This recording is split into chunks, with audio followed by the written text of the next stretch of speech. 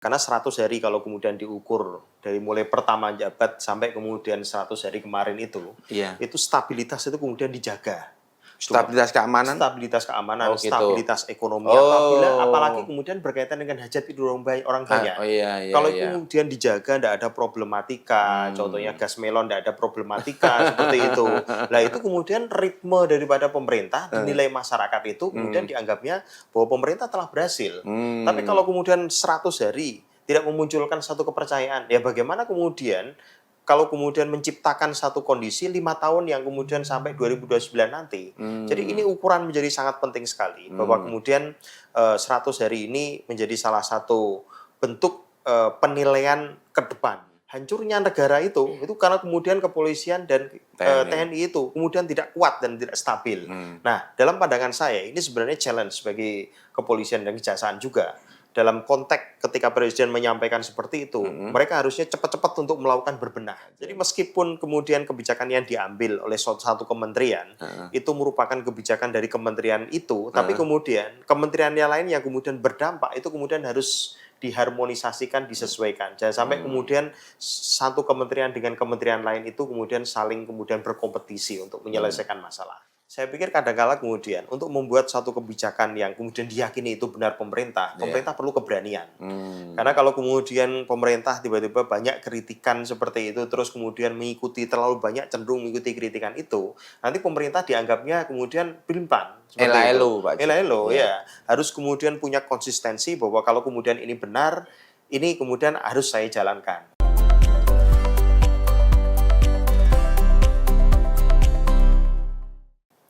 Hai Tribuners, jumpa lagi dengan saya, S. Widodo, News Manager Tribun Jateng, dalam acara Tribun Topik.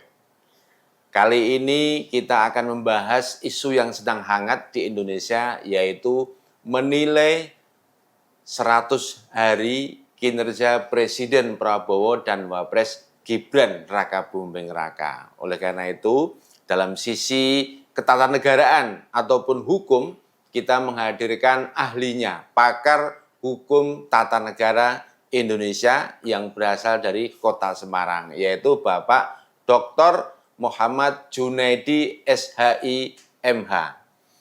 Yang juga beliau adalah Wakil Rektor 3 Universitas Semarang atau USM. Assalamualaikum Pak Jun. Waalaikumsalam Pak. Sehat Boleh selalu, Pak. menyapa Tribun. Halo rekan-rekan Tribuner yang kemudian sehat selalu, top terus untuk nonton Tribun Jateng ya. Semoga sehat selalu, sukses selalu lah. Alhamdulillah. Pak Jun, kita mulai langsung ke topik pembicaraan hari ini bahwa survei Litbang Kompas terhadap kinerja Presiden dan Wakil Presiden 100 hari menunjukkan kepuasan publik 80%,79. Ini angka yang sangat tinggi. Pak Jun melihatnya apakah ini real atau seperti apa Pak Jun? Ya, saya pikir Pak Is, kalau kemudian 80% lebih itu yang kemudian dilakukan oleh survei Litbang Kompas itu tentunya cukup sangat menarik untuk kita kaji dari berbagai macam sisi. Satu sisi, apakah itu kemudian survei itu terfokus pada karakteristik atau kemudian figur daripada Pak Prabowo. Oh, menyorot ke figurnya. Iya, menyorot kepada figurnya atau kemudian menyorot kepada program-programnya, capaian program-programnya atau kemudian menyorot pada pembantu-pembantunya, menteri-menterinya. Yang jelas ini kemudian harus dihitung terlebih dahulu. Tapi kemudian kalau kemudian kita lihat beberapa kali kita bandingkan dengan tahun 2015 yang pada saat itu kemudian 100 hari masa jabatan daripada Pak Jokowi, ini kenaikannya cukup sangat signifikan kalau bicara soal survei Litbang Kompas tadi. Bahwa kemudian tahun 2015 itu sekitar 60%-an. 65%-an yang kemudian capaiannya. Tapi kalau kemudian tahun ini yang dilakukan oleh Pak Prabowo pada 100 hari masa kerjanya itu sampai 80%-an. Artinya kemudian di situ ada percampuran antara yang pertama itu ketokohan daripada Pak Prabowo itu sendiri. Kemudian ada program-programnya, bagaimana Pak Prabowo itu kemudian membuat satu bentuk paparan visi misi dan kemudian capaian yang akan dilakukan, salah satu program makan bergizi sehat gratis seperti itu. Artinya kemudian kenapa kok bisa kemudian 80%? Indikator-indikator itu kemudian bisa dilihat. Tapi menurut pendapat saya, kecenderungannya ini pada sosok figur daripada Pak Prabowo. Presiden ya. Tapi di survei itu beberapa pertanyaan yang menjadi simpul dari survei Litbang Kompas itu ada beberapa hal Pak Jun. Iya, Pak. 3 juta rumah gratis, makan bergizi gratis. Nah, kira-kira apakah masyarakat itu betul-betul puas atau yakin atau berharap banget dengan Pak Presiden Prabowo, Pak Jun? Ya, saya melihat dari ini proses stabilitas itu kemudian harus dominan dilakukan oleh pemerintah. Karena 100 hari kalau kemudian diukur dari mulai pertama jabat sampai kemudian 100 hari kemarin Iya. itu stabilitas itu kemudian dijaga. Stabilitas keamanan? Stabilitas keamanan, Oh, gitu. stabilitas ekonomi, Oh. apalagi kemudian berkaitan dengan hajat hidup orang banyak. Oh iya, iya, Kalau iya. kemudian dijaga, tidak ada problematika, contohnya gas melon tidak ada problematika seperti itu. Nah itu kemudian ritme daripada pemerintah dinilai masyarakat itu kemudian dianggapnya bahwa pemerintah telah berhasil. Tapi kalau kemudian 100 hari tidak memunculkan satu kepercayaan, ya bagaimana kemudian kalau kemudian menciptakan satu kondisi 5 tahun yang kemudian sampai 2029 nanti. Jadi ini ukuran menjadi sangat penting sekali. Bahwa kemudian 100 hari ini menjadi salah satu bentuk penilaian ke depan. Kalau 100 hari dikatakan itu berhasil, Ya. capaiannya manfaat masyarakat itu berhasil, maka kemudian itu juga dianggap nantinya akan berhasil tindakan-tindakan Pak Prabowo tersebut. Sejak setelah treat di Magelang, itu semua menteri ikut waktu itu ya Pak Jun ya? Iya, Pak Is. Habis itu masih ada kejadian-kejadian menteri yang tersilap lidah atau kebijakannya yang dianggap belum sinkron dengan asta cita presiden. Apakah Pak Jun melihat dalam tata negara bahwa semua program presiden itu harus dijabarkan oleh menteri, saat itu juga harus sinkron Pak Jun? Iya, jadi presiden tidak mungkin bicara soal detail dalam konstitusi kita. Iya. Dan presiden itu jangan sampai kemudian salah. Oh gitu Kalau ya. kemudian presiden salah, ini nama baik daripada lembaga. Iya. Kita tahu sendiri kalau kemudian kita ada masalah kasus korupsi dan lain-lain sebagainya. Iya. Orang luar negeri itu pasti lihatnya adalah presidennya. Presidennya ya Pak Nah, Jun. ya. maka kemudian tugas daripada menteri itu dalam konstitusi itu menyebutkan bahwa menteri itu adalah pembantu daripada presiden. Arti kata membantu itu banyak hal, Pak Is. Jadi pandangan saya membantu itu mulai dari yang pertama, dia menerjemahkan apa yang dilakukan oleh presiden. Jadi Iya. kemudian kemarin diajak ke Magelang semua sebelum pertama kali itu. Nah, diterjemahkan itu apa sebenarnya? Soliditas, harmonisasi, bagaimana kemudian mereka dalam konteks menjadi pejabat negara benar-benar detail seperti itu. Iya. Jangan sampai salah, apalagi surat menyurat. Kata-kata aja nggak boleh salah seperti itu. Jadi kita bandingkan ya. Ada kop surat kemarin. Iya, nggak boleh salah gitu, Pak. Ada kop surat nyebar kemana-mana. Bikin Iya. kebijakan juga harus seperti itu, Pak. Iya, Pak. Jadi meskipun kemudian kebijakan yang diambil oleh satu kementerian, itu merupakan kebijakan dari kementerian itu, tapi kemudian kementerian yang lain yang kemudian berdampak, itu kemudian harus diharmonisasikan, disesuaikan. Jangan sampai kemudian satu kementerian dengan kementerian lain itu kemudian saling kemudian berkompetisi untuk menyelesaikan masalah. Jadi menurut Pak Jun kira-kira apakah Pak Presiden ini berhasil dalam menggalang soliditas menteri yang berasal dari banyak partai ini untuk meraih satu tujuan yang telah ditetapkan. Menggalang semua ide-ide mereka dalam satu komando. Kalau Pak Jun melihat hasil survei ini seperti itu ya Pak Jun? Ya, gambarannya 80% itu gambaran representatif daripada bagaimana presiden itu memberikan komando terhadap para menteri-menterinya. Tapi kemudian menjadi catatan lain dari hasil survei tersebut ada kekurangan, yaitu kemudian kurang lebihnya kalau 80% itu kita anggap kurang lebihnya 20%-an ya. Iya. Yang kemudian di situ ada masyarakat yang kemudian tidak puas. Pertanyaannya ini tidak puasnya di pos-pos mana saja? Itu yang kemudian perlu dicermati. Jangan-jangan pos-pos yang ini salah satunya menjadi problematikanya, yaitu kalau mengambil kebijakan semisal kurangnya kehati-hatian dari kementerian terkait. Yeah. Yang kedua, kurangnya kemudian hati-hati kalau itu berkaitan dengan hajat hidup orang banyak. Kalau kepentingan orang banyak itu harus stop, betul-betul hati-hati kementerian tersebut itu. Jadi jangan sampai presiden itu bilang bahwa, terakhir Presiden Prabowo itu kan bilang bahwa kepolisian, kejaksaan itu harus, kepolisian dan TNI itu menjadi tonggak ukuran Betul. daripada penyelenggaraan pemerintahan. Hancurnya negara itu karena kemudian kepolisian dan TNI itu kemudian tidak kuat dan tidak stabil. Nah, dalam pandangan saya ini sebenarnya challenge bagi kepolisian dan kejaksaan juga. Dalam konteks ketika presiden menyampaikan seperti itu, mereka harusnya cepat-cepat untuk melakukan berbenah. Apa yang kemudian menjadi arah sudut pandang daripada perintah presiden seperti itu? Iya. Kan tidak bisa presiden itu kemudian kata-katanya didetailkan, kamu harus kayak gini, kayak Iya, gini. iya, iya. Dia harus mampu menerjemahkan kementerian itu Betul. atau kemudian lembaga TNI Polri tadi Iya. supaya kemudian citra mereka baik. Kalau Betul. presidennya sudah baik, bagaimana mereka harus Iya. memperbaiki itu semua? Ya, akhirnya paham bahwa ada beberapa kasuistik menjelang pernyataan presiden tentang TNI Polri itu di institusi TNI maupun Polri ada beberapa anggota yang perlu dibina. Dibina. Dibina. Kemarin ada beberapa yang seperti itu ya Pak Iya, Jun ya. betul. Makanya presiden menyampaikan perintah seperti itu dalam bentuk yang bijak. Iya, betul. Satu lagi Pak Jun, ini presiden menegaskan memangkas anggaran perjalanan dinas. Tapi di sisi lain, di tahap-tahap awal pemerintahan ini, Presiden banyak kunjungan ke luar negeri.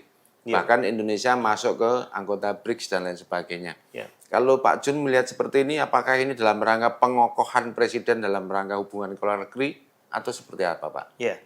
Saya ingat apa yang dilakukan Soekarno setelah kemerdekaan itu, Pak. Sampai Soekarno itu kemudian ditunggu-tunggu oleh negara-negara lain untuk menghadiri sebagai tamu undangan di Rusia, menghadiri tamu undangan di negara-negara Timur Tengah seperti itu. Sebenarnya kalau kemudian anggaran perjalanan dinas dari kementerian itu dipangkas, saya cukup sependapat. Setuju ya Karena Pak Jun, kemudian saya pikir menteri-menteri itu kan sudah lama jadi pejabat. Betul. Orang-orang yang berkompeten. Iya, iya. Masalah yang ada di kementerian mereka juga harus tahu semua selama ini kan. Artinya seperti itu. Sudah sering berkunjung iya, juga ya Pak Jun? berkunjung. Pertanyaannya kalau kemudian berkunjung di luar, itu kan memperbandingkan artinya. Di sana yang diambil baik yang mana, di sini yang diambil di mana. Saya pikir kok tidak sampai segitu-gitunya. Gitu Jadi ya, Pak artinya Jun. kalau kemudian presiden sendiri kemudian melakukan perjalanan dinas, saya pikir ini kemudian membawa nama besar negara Indonesia. Dan kementerian itu paling tidak harus mampu menerjemahkan apa yang kemudian menjadi capaian. Contohnya presiden bergabung, bikin keputusan bergabung ke BRICS seperti itu. Pertanyaannya kemudian bagaimana penerjemahan daripada kementerian yang terkait? Betul. Keuntungan yang bisa diambil dari hasil kesepakatan itu bagaimana? Ini yang kemudian harus jadi inisiatif. Jadi tidak harus kemudian semuanya ke luar negeri. Kalau khawatirnya nanti kalau ke luar negeri, kebanyakan ke luar negeri malah isinya malah malah membingungkan karena kalau saya katakan Pak Is, jadi kebiasaan yang ada di luar negeri dengan kebiasaan yang ada di Indonesia itu tentunya berbeda. Pengaturan masyarakatnya, bentuk tata caranya dan lain sebagainya itu pasti berbeda seperti itu. Jadi saya kira kemudian kementerian terkait tidak harus tergantung, harus ada perjalanan dinas, tapi kemudian menerjemahkan apa yang sudah dilakukan presiden di luar negeri ke dalam bentuk program itu menjadi suatu hal yang pasti dan nyata. Pak Jun, ini dalam hukum tata negara. Sejauh ini kan publik melihat Presiden Prabowo ini dekat dengan Presiden Jokowi. Termasuk dulu janji melanjutkan program-programnya. Belakangan ini saya lihat di media dan langkah-langkahnya, PNS yang akan dikirim ke ibu kota negara pun ditunda. Dengan alasan fasilitas dan lain sebagainya. Kemudian terbaru Presiden menyatakan bahwa IKN akan menjadi ibu kota politik itu tahun 2028. Itu satu. Kemudian yang kedua, beberapa proyek nasional, strategis nasional yang dahulu dilakukan oleh Presiden Jokowi, saat ini mulai tidak diubah haluannya kepada fokus makan bergizi gratis dan fokus kepada program-program Presiden yang lebih menyentuh kepada rakyat. Kalau melihat seperti ini dari sisi politik dan tata negara seperti apa Pak Jun? Iya, jadi sebenarnya kalau kita berbincang soal kebijakan setiap periodisasi itu pastinya berbeda-beda. Itu suatu hal yang lumrah. Lumrah ya Cuma Pak Jun. dalam catatan saya sebenarnya kebijakan kita itu kan terfokus pada rencana pembangunan jangka panjang, Chris.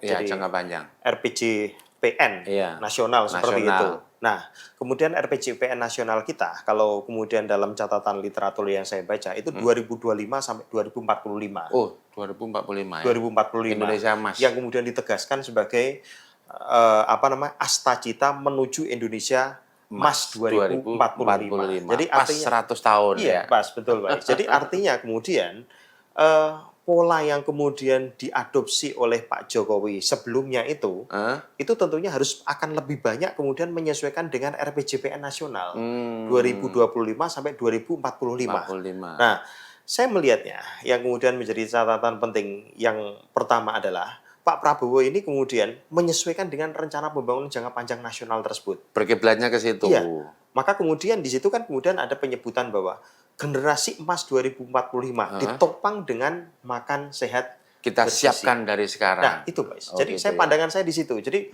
kemudian kalau kemudian banyak dievaluasi nantinya, saya pikir ini juga sah-sah saja. Iya, iya. Yang penting kemudian yang sana juga ada masalah seperti itu Pak. Kan sering ketemuan ya gitu kan artinya. Jadi dalam fokus saya sebenarnya tidak ada problem seperti itu. Apalagi kalau kemudian keutuhan pikiran yang kemudian dilakukan tujuannya adalah penyesuaian terhadap RPJPN nasional 2025-2045. Iya. Yang tonggaknya 2025 itu 5 tahun ini adalah dipegang oleh kabinetnya Pak Prabowo seperti itu. Nah, nantinya kalau 2025 sampai 2009 yang selanjutnya itu akan kelihatan menyesuaikan 2025 sampai 2029 selanjutnya periode yang akan datang itu harus menyesuaikan juga dengan RPJPN nasional. Oh, sudah dipatok itu ya, Nah, kayak betul. GBHN ya, Nah, Pak? betul Pak. Tapi kalau kemudian periode sebelumnya ini kan enggak, ini lebih cenderung pada RPJPN sebelumnya seperti itu. Betul. Nah, fokus utama yang selanjutnya saya pikir ini tetap harus ada kehati-hatian. Karena kalau kemudian presiden itu berpikirnya terlalu ini banyak dievaluasi, ini nggak sesuai, itu kasihan nanti program yang sebelumnya dilakukan. Kalau program yang selanjutnya sebelumnya dilakukan terus kemudian ditinggal 100%, ini kan jadi masalah. Karena kita tahu bahwa konsep negara kita itu istilahnya adalah aspek sustainable itu didominasikan. Keberlanjutan itu kemudian didominasikan. Tiba-tiba dihilangkan semua itu tentunya tidak bisa. Harus kemudian tetap kemudian dikawal. Jangka panjang Pak Jun ya. Betul. Pak Jun, kira-kira apa yang mungkin baru 6 bulan memerintah itu kemudian ada reshuffle kabinet, Pak? Ya, saya berpikir Presiden berhak untuk melakukan reshuffle, Mas. Berwenang dan berhak ya? Ya, berhak untuk berwenang melakukan reshuffle. Karena prinsip daripada reshuffle itu adalah melihat sejauh mana kemudian kabinet ini memang benar-benar berjalan secara maksimal. Dan hati-hati juga kemudian kalau kebiasaan dalam hukum tata negara itu penilaian pada saat kabinet itu dibentuk pada awal tahun ya itu biasanya lebih tersandera pada kepentingan-kepentingan yang politik yang ada. Karena kemudian barusan kemarin adalah ada pemilu. Oh ya iya, gitu. pilkada ya. Nah, jadi kalau kemudian saya katakan pemilu dan pilkada seperti itu, jadi kemudian saya katakan kalau kemudian Pak Is pertanyaannya 6 bulan itu, saya pikir ini upaya kemudian mensterilisasi itu semua. Kalau itu kemudian kepentingannya terlalu dominan. Jadi yang paling kemudian penting adalah bagaimana mengefektifkan kebijakan yang sifatnya itu cenderung bahwa orang-orang yang kemudian masuk di dalamnya itu adalah orang-orang yang benar-benar orientasinya adalah kepentingan masyarakat. Berarti orientasinya ke jangka panjang tadi ya Pak Jun ya. Bukan pertimbangan partai ini, partai itu ya Pak Jun ya. Tapi dengan adanya beberapa menteri yang kira-kira dinilai oleh masyarakat kebijakannya itu kurang pro rakyat atau meresahkan, apa mungkin direshuffle dalam waktu dekat Pak Jun? Ya, saya rasa juga bisa mungkin saja, Mas. Karena kemudian kita lihat ya, kementerian itu, kalau ini saya memberikan saran ini, Mas. Kalau kementerian itu kemudian mengambil kebijakan berkaitan dengan hajat hidup orang banyak, karena kemudian negara harus melindungi, menghormati dan lain-lain sebagainya, kepentingan masyarakat seperti itu, bahwa bumi air seluruhnya dikuasai oleh negara untuk kepentingan masyarakat. Jadi kalau kebijakan itu berkaitan dengan hajat hidup banyak itu harus hati-hati. Ya, hari ini kemudian ada masalah kemudian problematika gas melon seperti itu. Nah, itu harus hati-hati juga. Jangan sampai kemudian resistensi ini kemudian menghapus daripada capaian yang kemudian tadi disampaikan bahwa survei Tribun 80% lebih itu kepercayaan dari masyarakat. Jadi kehati-hatian itu penting. Yang kedua kemudian saya pikir kadang-kala kemudian untuk membuat satu kebijakan yang kemudian diyakini itu benar pemerintah perlu keberanian. Karena kalau kemudian pemerintah tiba-tiba banyak kritikan seperti itu terus kemudian mengikuti terlalu banyak cenderung mengikuti kritikan itu, nanti pemerintah dianggapnya kemudian pelimpan. Elo, Pak. Elo, ya. Harus kemudian punya konsistensi bahwa kalau kemudian ini benar, ini kemudian harus saya jalankan.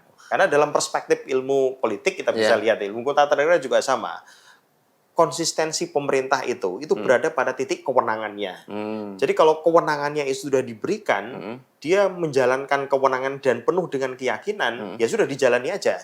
Resiko harus ditanggung bersama gitu Iya. konteksnya. Kalau kemudian resiko itu kan banyak, ada yang positif, ada yang negatif. Wah, luar biasa. Hai Tribuners, kita ulang lagi pertanyaan terakhir terhadap Bapak Dr. M. Junaidi SHIMH, pakar hukum tata negara dari Kota Semarang. Beliau juga wakil rektor di Universitas Semarang. Tadi kita bahas tentang penilaian masyarakat terhadap 100 hari kinerja Presiden Prabowo dan Wapres Gibran Raka Buming Raka.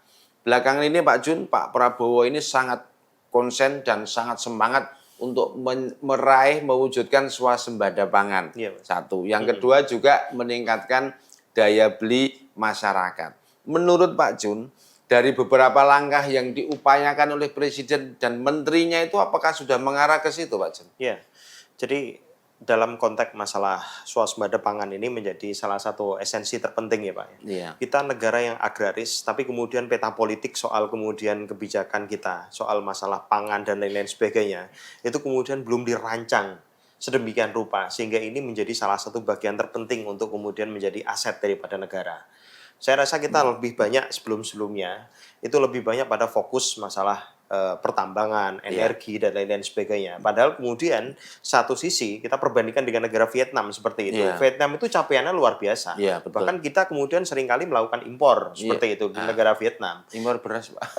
Iya, pertanyaannya kalau kemudian seperti itu, lah sebenarnya milestone kita atau kemudian apa yang kita tuju soal swasembada pangan selama ini kemudian tercapai atau kemudian tidak. Iya. Persoalan pupuk salah satunya. Pupuk. Persoalan capaian daripada harga komoditas pertanian. Iya. Supaya banyak orang yang kemudian kuliah di sarjana, bukan sarjana hukum saja, Iya, tapi Pak. sarjana pertanian juga harus banyak seperti itu Pak. Betul, Pak Jun. Nah, artinya kalau kemudian pemerintah ini hari ini fokus, ya saya pikir kemudian harus benar-benar dirancang sedemikian rupa, kemudian capaiannya juga harus dimaksimalkan. Pembukaan lahan saya pikir ini menjadi hal yang kemudian rasional untuk dilakukan cocok. oleh pemerintah. Pak Presiden membuka lahan di Merauke ya. Ya, Pak Jun? di Merauke salah satunya Iya. Pak. Saya Iya. sependapat dengan hal itu. Tapi kemudian regulasi untuk memastikan lahan itu nantinya dipakai benar-benar untuk pertanian itu harus dipastikan. Betul, ya. Karena persoalannya beberapa regulasi itu terlalu dinamis seperti itu. Contohnya lahan yang kemudian ditetapkan sebagai lahan pertanian pangan berkelanjutan. Tiba-tiba kemudian berubah seringkali. Industri dan lain-lain Rumahan, sebagainya. iya. Jadi konsistensi kita untuk membangun swasembada pangan itu kemudian harus berkelanjutan, harus capaiannya jelas, dan saya pikir kemudian kalau ini dilakukan akan memaksimalkan potensi Indonesia sebagai negara yang memiliki swasembada pangan. Amin. Kita kayaknya sepakat kalau ini swasembada pangan terwujud Pak Jun ya. Sepakat saya. Satu lagi Pak Jun, closing statement termasuk swasembada pangan termasuk seperti itu daya beli masyarakat Pak Jun ini masih agak tersiok-siok. Pak Jun seperti apa? Sambil juga nanti disambung closing statement-nya. Iya. Jadi kalau saya punya pandangan bahwa daya beli masyarakat ini bisa kemudian saja ditingkatkan dengan yang pertama pemerintah melakukan yang namanya kemudahan-kemudahan, pemerintah kemudian bagaimana kemudian menyetabilkan harga tersebut, Iya. menciptakan lapangan pekerjaan yang kuat seperti itu dan lain-lain sebagainya. Dan saya pikir tanggung jawab ini saya pikir bukan hanya pemerintah pusat, pemerintah daerah paling utama Daerah juga punya juga, tanggung ya, jawab seperti itu.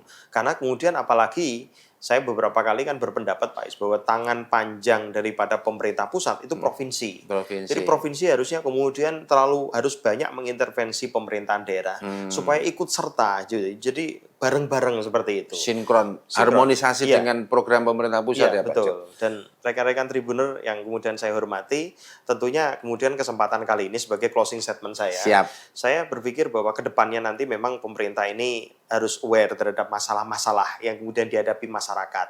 Jadi kementerian-kementerian yang ada itu bukan hanya sebatas mereka harus menggunakan anggaran yang tersedia, tapi kemudian harus berinovasi. Utamanya kayak inovasi kaitannya soal kebijakan. Jadi kebijakan itu tidak harus kemudian berkorelasi terhadap anggaran, tapi kebijakan itu paling tidak berdampak berpengaruh pada bagaimana kemudian efektivitas kementerian itu bisa dilaksanakan dengan baik. Citra Prabowo itu jangan hanya kelihatan pencapaian atau keyakinan masyarakat berdasarkan hasil survei, kepada Pak Prabowo, jangan kemudian hanya terlihat pada citranya Pak Prabowo saja, tapi harus menyeluruh pada kebijakan yang dibuat oleh kementerian dan seluruh utamanya penyelenggara pemerintahan yang ada di kabupaten atau kota. Baik, terima kasih Pak Jun. Tribuners, luar biasa Tribun Topik kali ini bersama Bapak Dr. Muhammad Junadi SHIMH, pakar hukum tata negara dari Kota Semarang, yang juga Wakil Rektor Universitas Semarang. Jangan lupa kita tunggu penayangan di website tribunjateng.com dan di koran cetak serta di YouTube. Jangan lupa Tribun Jateng juga menghadirkan tokoh-tokoh yang kalibernya luar biasa di studio Tribun Jateng. Terima kasih, salam sehat. Assalamualaikum warahmatullahi wabarakatuh.